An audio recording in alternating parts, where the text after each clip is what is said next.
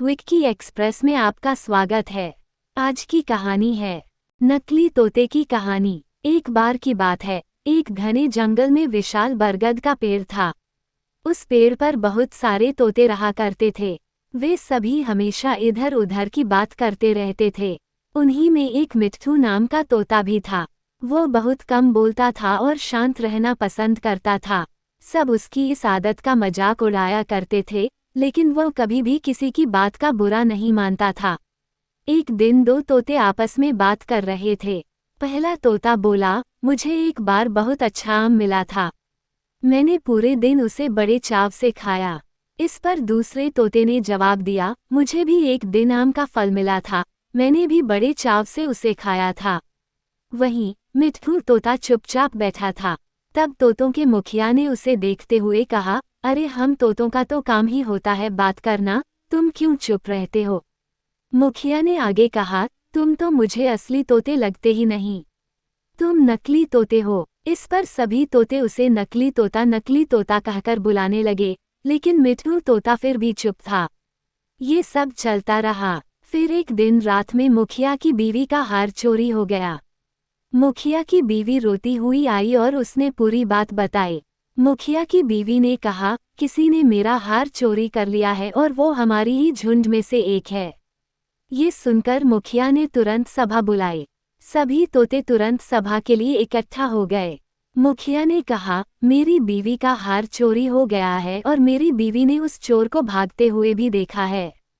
वह चोर आप लोगों में से ही कोई एक है।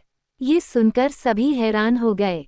मुखिया ने फिर आगे कहा कि उसने अपने मुंह को कपड़े से ढक कर रखा हुआ था, लेकिन उसकी चोंच बाहर दिख रही थी। उसकी चोंच लाल रंग की थी।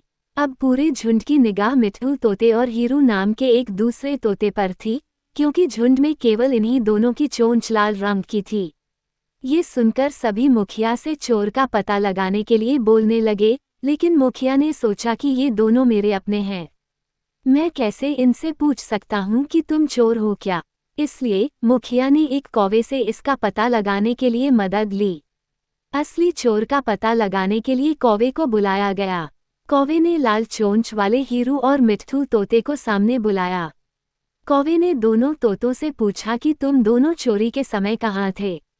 इस पर हीरू तोता जोर जोर से बोलने लगा, मैं उस दिन बहुत थक गया था, इसलिए खाना खाकर मैं उस रात जल्दी सोने के लिए चला गया था।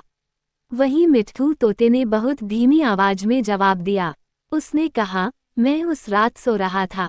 इस बात को सुनकर कौवे ने फिर पूछा, तुम दोनों अपनी बात साबित करने के लिए क्या कर सकते हो?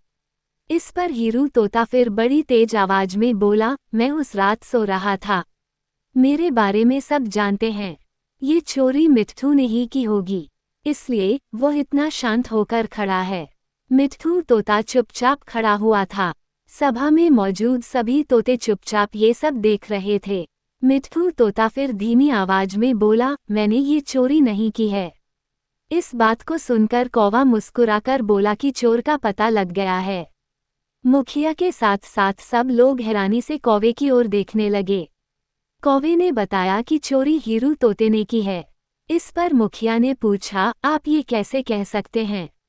कौवे ने मुस्कुराकर कहा, हीरू तोता जोर जोर से बोलकर अपने झूठ को सच साबित करने में लगा था, जबकि मिट्ठू तोता जानता है कि वह सच बोल रहा है, इसलिए वो अपनी बात आराम से कह रहा था। कौवे ने आगे कहा, वैसे भी हीरू तोता बहुत बोलता है, उसकी बात पर भरोसा नहीं किया जा सकता है। इसके बाद हीरू ने अपना जुर्म कबूल कर लिया और सभी से माफ़ी मांगी। ये सुनकर सभी तोते हीरू तोते को कड़ी सजा देने की बात कहने लगे, लेकिन मिट्ठू तोते ने कहा, मुखिया जी, हीरू तोते ने अपनी गलती मान ली है।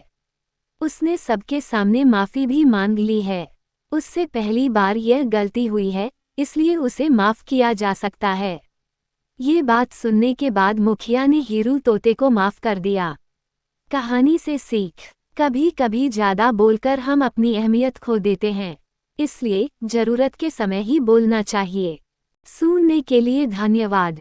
मेरा चैनल सब्सक्राइब करें, लाइक और शेयर भी करें। धन्यवाद।